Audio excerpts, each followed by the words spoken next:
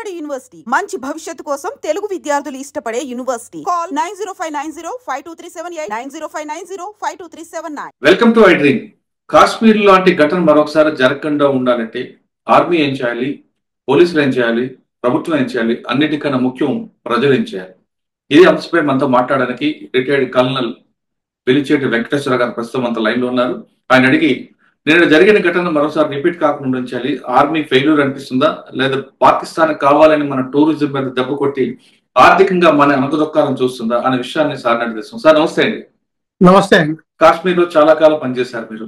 అక్కడ టోటల్ గా టోపోగ్రఫీ కానీ అక్కడ కల్చర్ కానీ అంతా కూడా మీకు బాగా అవగాహన ఉంది. అక్కడ పనిచేస్తున్నప్పుడు కేవలం పాకిస్తాన్ యొక్క మూవ్మెంట్ ఎలా ఉండేది, పబ్లిక్ ఏ విధంగా వాళ్ళకి సపోర్ట్ చేసేవారు అనే విషయం మీకు చాలా అనుభవం ఉంది. కాబట్టి కాశ్మీర్ లో నేను పెహల్గాంలో జరిగిన ఘటన, అనంతనాగ్ డిస్ట్రిక్ట్ జరిగిన ఘటన మరొకసారి రిపీట్ కాకుండా ఉంటే ఏం చేయాలి? ఇప్పుడు వరకు సమాచారం ప్రకారం కాశ్మీర్ కంప్లీట్ గా టూరిజం మీద డిపెండ్ అయింది. కాబట్టి టూరిజం దెబ్బ కొట్టాలనే ఇంటెన్షన్ తోనే, ఇప్పుడు సమ్మర్ కాబట్టి టూరిస్టులు ఎక్కువ వస్తారు, వాళ్ళని దెబ్బ కొట్టాలి, టూరిస్టులు దెబ్బ కొట్టాలనే ఉద్దేశంతోనే పాకిస్తాన్ ఆడిన గేమ్ లో ఇది బాగా అనుకోవచ్చా, లేదు ఆగస్టులో జరుగుతున్న అమర్నాథ్ యాత్రకి ఆటం కల్పించాలని ఈ ప్రోగ్రామ్ చేశారనుకోవచ్చు? మనం 1989 లో ఎప్పుడైతే మొదలైందని అప్పుడు లోకల్ సపోర్ట్ కూడా బాగానే ఉండేదండి. కానీ రాను రాను ఒక 30-40 years లో వాళ్ళు ఈ పాకిస్తాన్ ఎఫర్ట్ ఎందుకు పనిచేయదని వాళ్ళు కూడా రిలీజ్ అయ్యారు. అలాగే వాళ్ళ ఎకానమీ దెబ్బతిందంతో చాలా రియలైజేషన్ వచ్చింది. 2019 లో ఎప్పుడైతే ఆర్టికల్ 370 తీసేయడం జరిగిందో అప్పుడు ఒక్కసారి మొత్తం గేమ్ చేంజ్ అయింది. దాంతో ఏంటంటే కాశ్మీర్ ఇంకెక్కడికి వెళ్ళడానికి లేదని క్లారిటీ వచ్చేసింది. సో దాంతో మొత్తం కాశ్మీర్లో లోకల్స్ అంతా కూడా మొత్తం ఎకానమీ మీద ఫోకస్ చేయడం మొదలుపెట్టారు. ఎప్పుడైతే ఎకానమీ మీద ఫోకస్ చేయడం మొదలుపెట్టారో దాదాపు 5 years లో దాదాపు పుంజుకుందని, 5 years లో చాలా పుంజుకుంది. సుప్రీంకోర్టు కూడా కొంచెం తొందరపడింది, స్టేట్ హుడ్కి ఆర్డర్స్ ఇచ్చింది. ఎలక్షన్స్ కాకుండా ఎలక్షన్స్ జరిగినాయి, కానీ ప్రస్తుతం ఇప్పుడు ఇంకా కేంద్ర పాలిత ప్రాంతమే. దీనికి స్టేట్ హుడ్ ఇమ్మని చెప్పి సుప్రీంకోర్టు కొంచెం తొందరగా ఆర్డర్ ఇచ్చింది. అందుకనే లాస్ట్ మంత్ హోమ్ మినిస్టర్ అక్కడికి వెళ్ళడం జరిగింది. తొందరలోనే స్టేట్ హుడ్ ప్రతిపాదించడానికి మొత్తం అంటే సిచ్యువేషన్ రివ్యూ చేసి రావడం అయింది. ఇలా జరుగుతుండగా లాస్ట్ 2 months లో బలూచిస్తాన్ లో ఒక మేజర్ ఇన్సిడెంట్ జరిగింది. ట్రైన్ హైజాకింగ్ అని పాపులర్ గా పేరు వచ్చింది దానికి. దాన్ని ట్రైన్ హైజాకింగ్ అనలేము, యాక్చువల్ గా అది ఏంటంటే యాంబుష్ అనాలి. కానీ అది దాన్ని ట్రైన్ హైజాకింగ్ పేరు వచ్చింది కాబట్టి అదే పేరు వాడదాం. అందులో పాకిస్తాన్ ఆర్మీ ఇమేజ్ దెబ్బతింది, చాలా క్యాజువాలిటీస్ అయినాయి.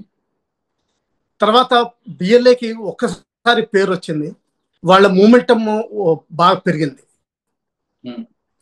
ఎప్పుడైతే ఇది పెరిగిందో అదే టైంలో టీటీపీ అని తెరికే తాలిబాన్ పాకిస్తాన్ ఎప్పుడైతే జియా టైంలో బేసిక్ ఫండమెంటలిజం పెంచాలని చూసారో, మద్రాసా ఎడ్యుకేషన్ ఇవన్నీ పెంచి, తర్వాత ముస్లిం ఎడ్యుకేషన్ షరియా ఇవన్నీ పెంచడం చూసారో, ఆ తెరికే తాలిబాన్ పాకిస్తాన్ అన్నది ఏంటంటే ఒక ఆర్గనైజేషన్ పాకిస్తాన్ని మొత్తం ఒక షరియా కంప్లైంట్ దేశం కింద మార్చాలని ప్రయత్నిస్తుంది. వాళ్ళు ఆఫ్ఘనిస్తాన్ నుంచి సపోర్ట్ తీసుకుంటున్నారు.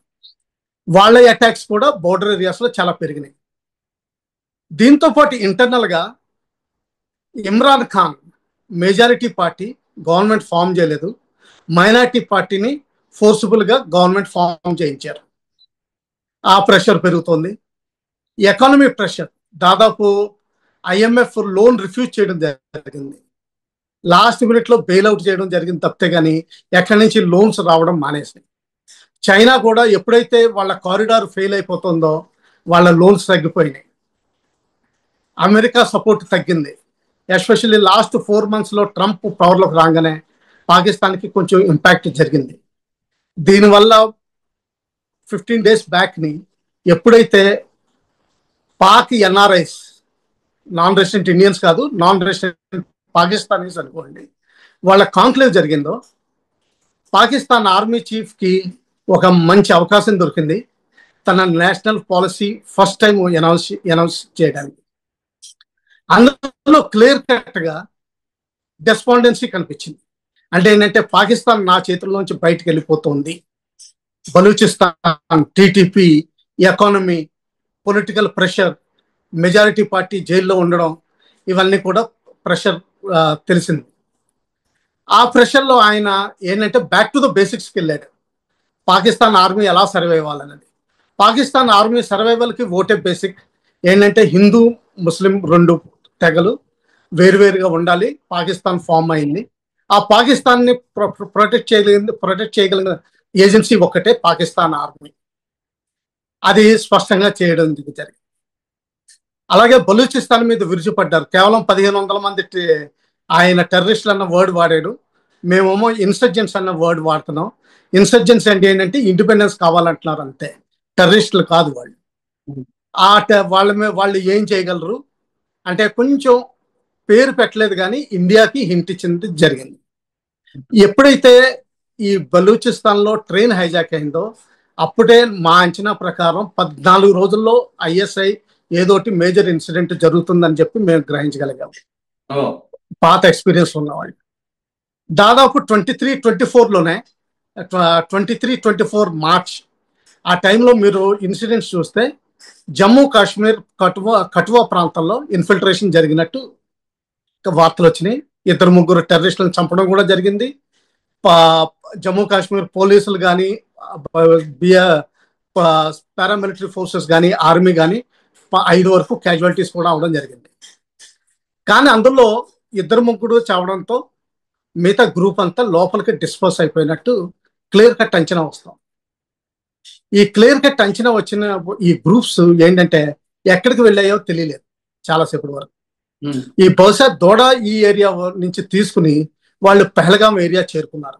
దాదాపు ఈ బ్యాలెన్స్ టెర్రరిస్టులు అక్కడ చేరుకున్నట్టున్నారని రిపోర్ట్స్ అందిన దాని ప్రకారం 7వ తారీఖుని 8వ తారీఖుని ఈ ఏప్రిల్ నెలలో ఈ పెహల్గాం ఏరియా రెక్కి చేసినట్టు వార్తలు వస్తున్నాయి. అందులో ఎవరైతే అంటే ఇన్పుట్స్ మన ముందు రాలేదంటారా? ఇన్పుట్స్ మన ముందుకు రాలేదా? ఈ ఇన్పుట్స్ ఇంకా రాలేదండి, ముందర రాలేదు. వీళ్ళు ఎస్కేప్ అయినట్టు తెలుసును కానీ ఎక్కడున్నారో ఇంకా బహుశా జమ్మూ ఏరియాలో ఉన్నారో లేకపోతే ఇంకా పైకి కదలడం జరిగిందో తెలియలేదు. అంటే ఏప్రిల్ 4th లోనే మీకు సమాచారం ఉంది? ఐడియా ఉంది. ఐడియా ఉండటంలో కాకపోతే ఏంటంటే ఇది ఇంటెలిజెన్స్ అన్నది ఏంటంటే కంటిన్యూస్ టచ్లో ఉంటేనే మీకు సోర్సెస్ తోటి ఉంటేనే మీకు అది ఇన్ఫర్మేషన్ వస్తుంది. ఇందులో వాళ్ళు ఒక తెలివైన పని చేసినట్టు అనిపిస్తోంది. ఇంకా కరెక్ట్గా ఇన్ఫర్మేషన్ మనకు తెలియదు కానీ వాళ్ళు ఎలక్ట్రానిక్ సిగ్నేచర్ తీసేశారు. అంటే మొబైల్స్ లో మాట్లాడడం కానీ రేడియో సెట్స్ లో మాట్లాడడం కానీ ఏమీ చేయలేదు.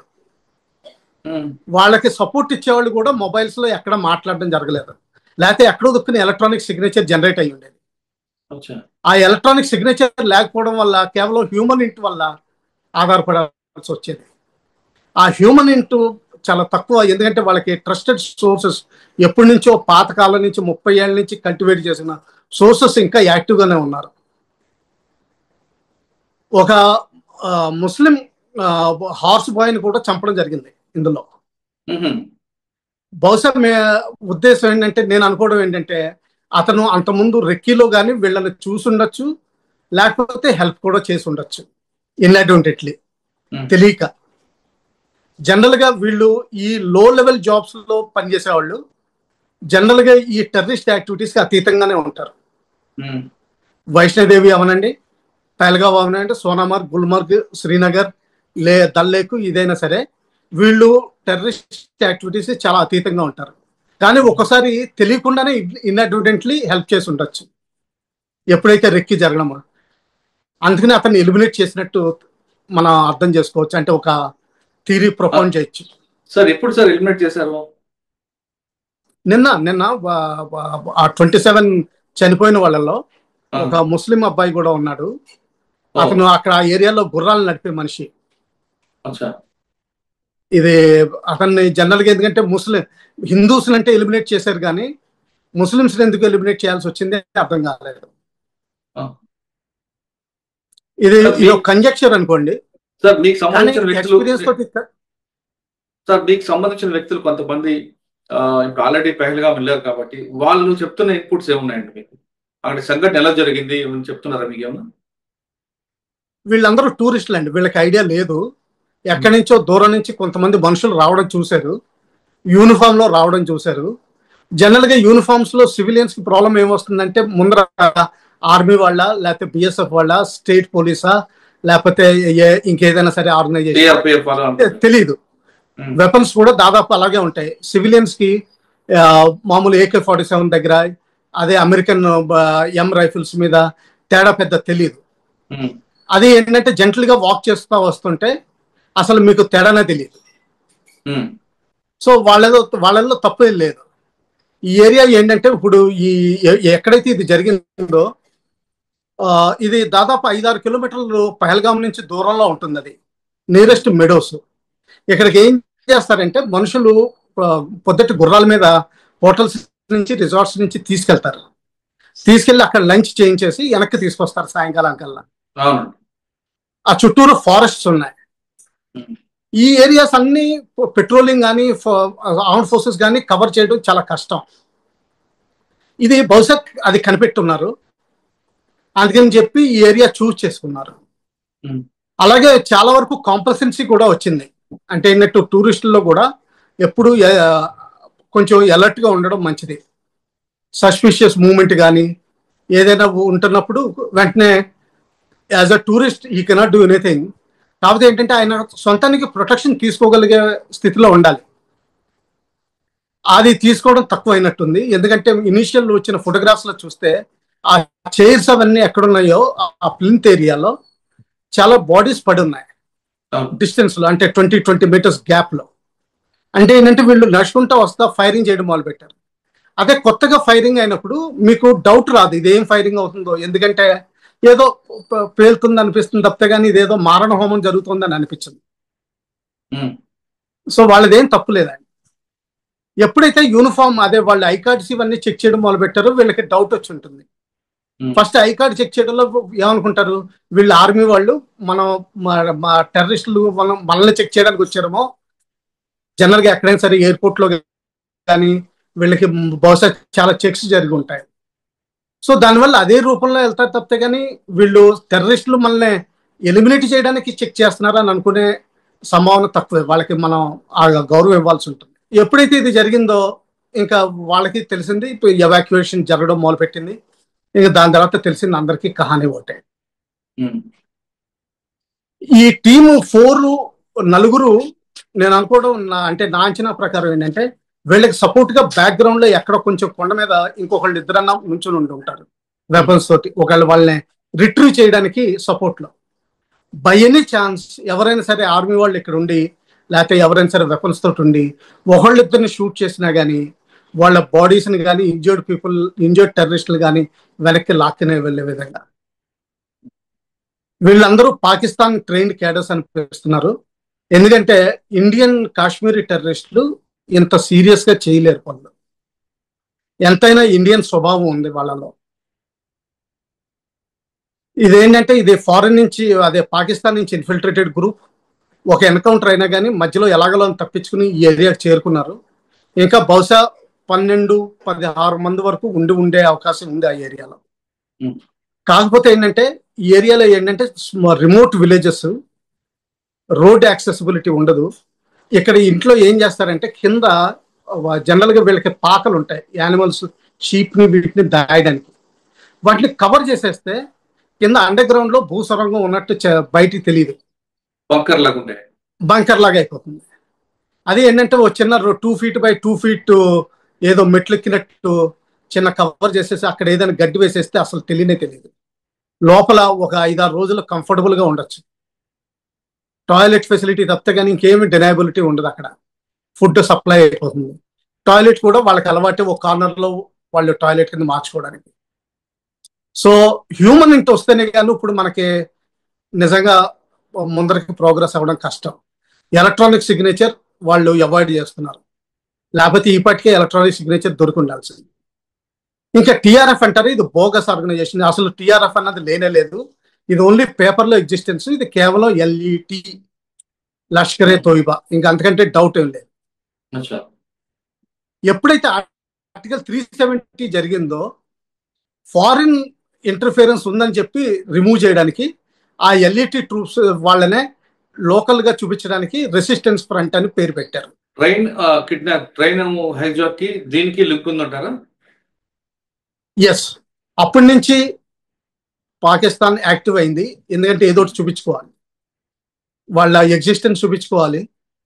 దానికి కౌంటర్ ప్రెషర్ కింద ఇది చేస్తున్నట్టు అనిపించు. కాకపోతే దీన్ని కొంచెం టైమింగ్ చేశారు. అమెరికన్ ప్రెసిడెంట్ ఇండియాకి రావడం, వైస్ ప్రెసిడెంట్, అలాగే Indian prime minister Saudi Arabia మీటింగ్స్కి వెళ్ళడం, తర్వాత కొన్ని రోజుల క్రితమే యూనియన్ హోమ్ మినిస్టర్ స్టేట్కి వెళ్ళి సిచ్యువేషన్ రివ్యూ చేసి వెనక్కి రావడం, కొన్ని రోజుల్లో అమర్నాథ్ యాత్ర మొదలవ్వాల్సి ఉంది, అది ఇంకా అనౌన్స్మెంట్ అవ్వలేదు. ఇవన్నీ కలుపుకుని టైమింగ్ బాగానే చేశారు. కానీ అసీం మునీర్ స్పీచ్ తర్వాత 14-15 days లో ఇది ఎక్స్పెక్టెడ్ సిచ్యువేషన్. సార్, ఇంత అనుభవం ఉన్న ఆర్మీ కూడా ఎందుకు ముందు గెస్ చేయలేకపోయిందండి ఇలా జరుగుతుందని? జరుగుతుందని ఐడియా ఉంటుందని. కాకపోతే ఏమవుతుంది, వేరియస్ ఆర్గనైజేషన్స్ ఉన్నాయి. ఇప్పుడు జేఎన్కే డీజీపీఏ ఉన్నారు, ఈజ్ ఎక్స్ ఆంధ్ర కేడర్, మీకు అందరికీ తెలిసే ఉంటుంది. He was more involved in Naxal movement. తర్వాత కొంచెం పొలిటికల్ సుయావినెస్ ఉంది ఆయనలో. His survival was more on political thing then professionalism. So అక్కడికి వెళ్ళి ఇప్పుడు ఎన్ఎస్జీలో చేసినంత మాత్రాన ఆపరేషన్ కండక్ట్ చేయడం వేరు, ఆపరేషన్స్ లీడ్ చేయడం వేరు. ఎందుకంటే అందులో ఇంటెలిజెన్స్ గ్యాదరింగ్ ఇవన్నీ కూడా ఉంటాయి. కనిపిస్తుందండి. ఎవరినో తీసుకొచ్చి డీజీపీని పెడతారు, ఆయనకి ఎక్స్పీరియన్స్ ఉండదు జమ్మూ కాశ్మీర్ ఎలా హ్యాండిల్ చేయాలో. తప్పనిసరిగా వాళ్ళ ఫాదర్ కూడా జమ్మూ కాశ్మీర్ డీజీగా పనిచేస్తారు కదండి గతంలో. ఆయన కూడా బీఎస్ఎఫ్ చేశారు డీజీగా. మా గ్రాండ్ ఫాదర్ అగ్రికల్చర్ బాగా చేశారు అనుకుంటే నాకు ఒక విత్తనం పాతడం కూడా రాదు. దానికి సంబంధం అంటే ఇక్కడ ఖచ్చితంగా ఇంటెలిజెన్స్ ఫెయిల్యూర్ ఉంది, అది కూడా జేఎండ్కే పోలీస్ ఫెయిల్యూర్ అంటారు. Exactly human end. ఏదైనా సరే ఒకటి గుర్తుపెట్టుకోండి, లోకల్ పోలీస్ కి లోకల్ ఎమ్మెల్యేస్ కి జరగకుండా తెలియకుండా ఏది కాదు. ఎందుకంటే లోకల్ ఎమ్మెల్యే 40% ఓట్లు లేకపోతే ఆయనకి ఎన్నిక కాడు. 40% ఆయన మనుషులైతే ఎంతో కొంత కబుర్ వస్తుంది. అది వేగ్ అవ్వచ్చు కానీ కబుర్ వస్తుంది. సార్, ఈ అటాక్ చేయడం వల్ల మనకి ఇప్పుడు కాశ్మీర్ లాంటి స్టేట్ లో కంప్లీట్ గా టూరిజం డిపెండ్ ఉన్నారు కాబట్టి ఫైనాన్షియల్ గా దెబ్బ కొట్టాలని ఇంట్రెస్ట్ అనుకోవచ్చా? లేదండి, ఇది టూరిజం మీద దెబ్బ కొట్టాలన్న ఇంటెన్షన్ కాదు. ఇది బేసికలీ మన ఇండియా అంటోంది పిఓకే వెనక్కి తీసుకుంటాం, అక్కడ బలూచిస్తాన్ ఇండిపెండెన్స్ కోసం ప్రయత్నిస్తోంది. పాకిస్తాన్ అసెస్మెంట్ లో దానికి ఇండియన్ సపోర్ట్ ఉంది. అలాగే టీటీపీ పాకిస్తాన్ ని షరియా కంప్లైంట్ చేయాలని చూస్తుంది, దానికి కూడా ఇండియన్ సపోర్ట్ ఉందని అనుకుంటున్నారు. అలాగే ఆఫ్ఘనిస్తాన్ పాకిస్తాన్కి స్ట్రాటజిక్ డెప్త్ అనుకున్నది ఇప్పుడు కావడం మానిపోయింది. దీంతో ఏమవుతుందంటే ఇండియా ఆఫ్ఘనిస్తాన్ కలిసి పాకిస్తాన్కి వెస్టర్న్ సైడ్ నుంచి డిస్టర్బెన్సెస్ చేస్తున్నట్టు పాకిస్తాన్ ఒక అసెస్మెంట్కి వచ్చింది. సార్, ఇప్పుడు ఇది అనుకోవచ్చు. ఓకే సార్, ఇప్పుడు కాశ్మీర్ లో ఇష్యూని క్లోజ్ అవ్వాలంటే కాశ్మీర్ లాంటి స్టేట్ కంప్లీట్ గా టూరిజం మీద డిపెండ్ ఉంది. అండ్ ఫైనాన్షియల్ గా కావాలంటే వాళ్ళు టూరిస్టులు వస్తే కదా కాశ్మీర్. టూరిజం వస్తేనే లోవర్ లెవెల్ జాబ్స్, అంటే మామూలుగా lower middle class and below ఏ అయితే అన్ఆర్గనైజ్ సెక్టర్ లో ఉంటాయో, అంటే మీరు లేబర్ దగ్గర నుంచి హోటల్స్ లో పనిచేసే బాయ్స్, వెయిటర్స్, కుక్స్, తర్వాత ఈ గుర్రాలు నడిపే వాళ్ళు, గైడ్స్, పిట్టూస్ అంటే మన బరువులు మోసుకెళ్లే వాళ్ళు, ఆ బోట్ షికారీలు, వీళ్ళందరూ ఏంటంటే అన్ఆర్గనైజ్ సెక్టర్. ప్లస్ వీళ్ళు బయటికి వెళ్ళి బతకలేరు, ఎందుకంటే వీళ్ళకి ఎడ్యుకేషన్ లేదు, వీళ్ళకి బయట కావాల్సిన స్కిల్స్ వీళ్ళకి లేవు. అక్కడ లోకల్ బతకాలి.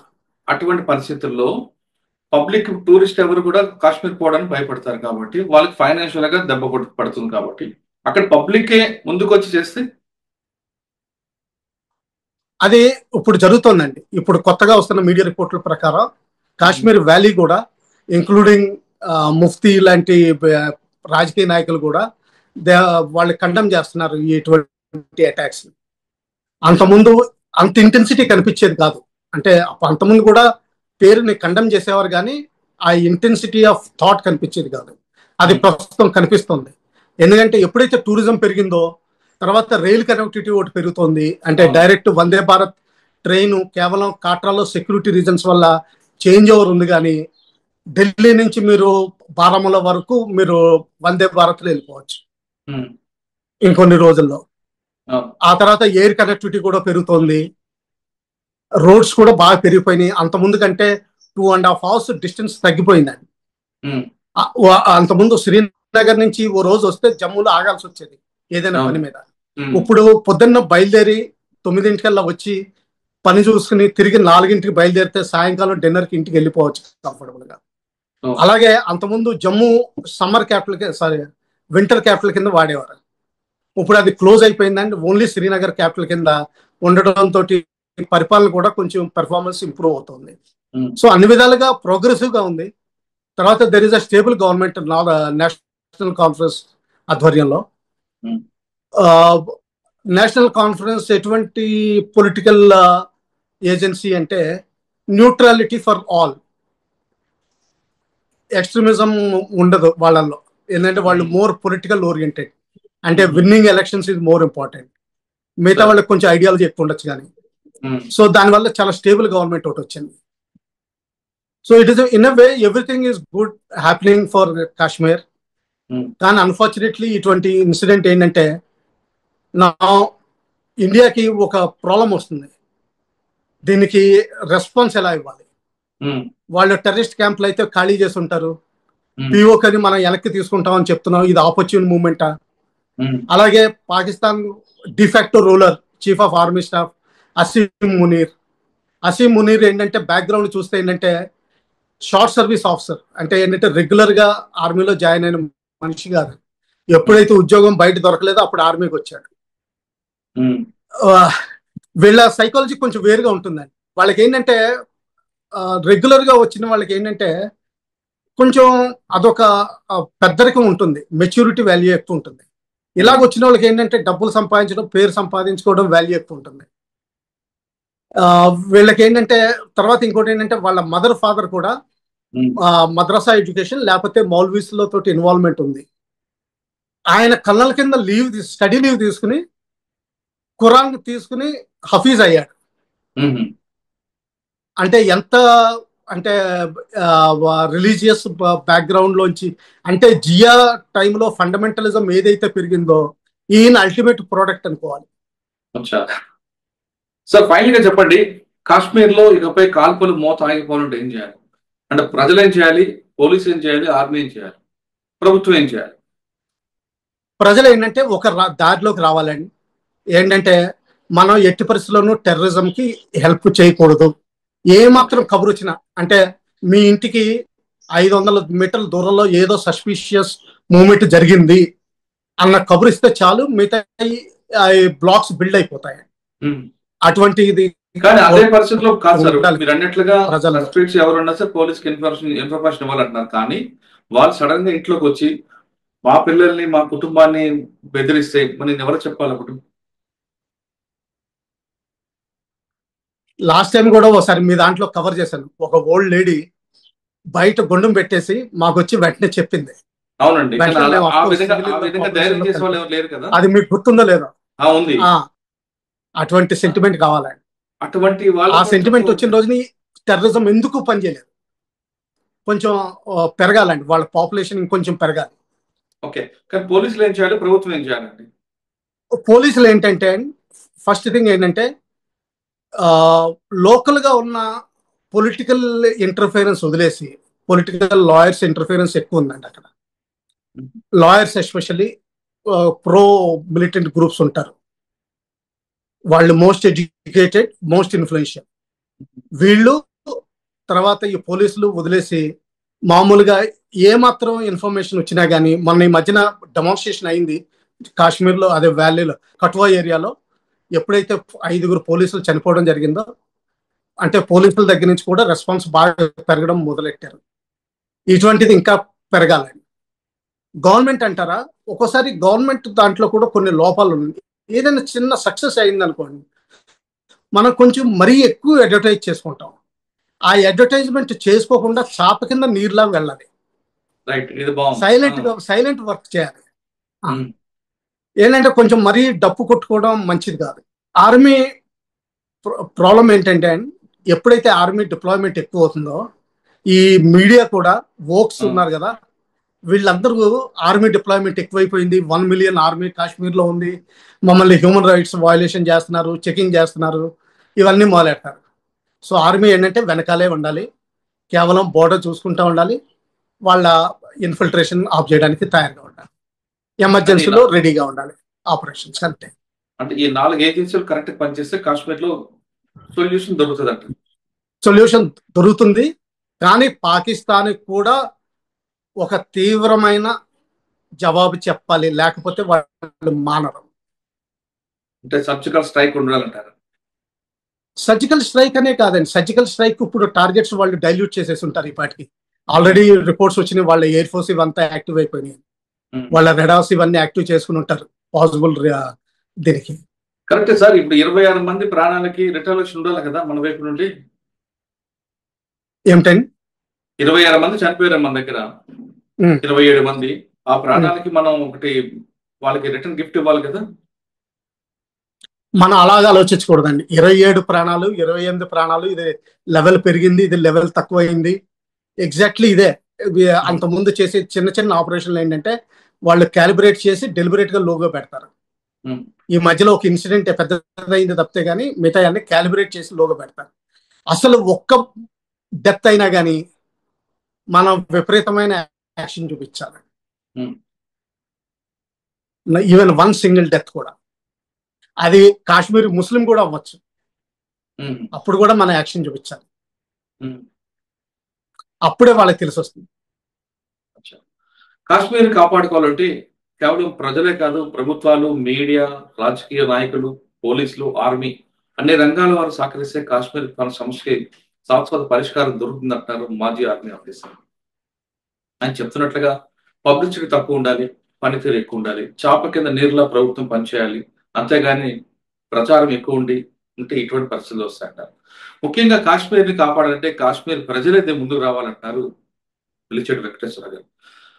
ఆయన కాశ్మీర్ ప్రజలకి ఎందుకంటే ఎక్కువగా టూరిస్ట్ మీద డిపెండ్ అయి ఉంటారు కాబట్టి వాళ్ళ రాష్ట్రాన్ని వాళ్ళే కాపాడుకోవడానికి, వాళ్ళ రాష్ట్రానికి పాకిస్తాన్ రాకుండా కాపాడడానికి వాళ్ళు ముందుకు వస్తే ఖచ్చితంగా టెర్రరిస్ట్ అనేది, అదేవిధంగా ఉగ్రవాదానికి పూర్తిగా న్యూట్రల్ అవుతుందని చెప్తున్నారు.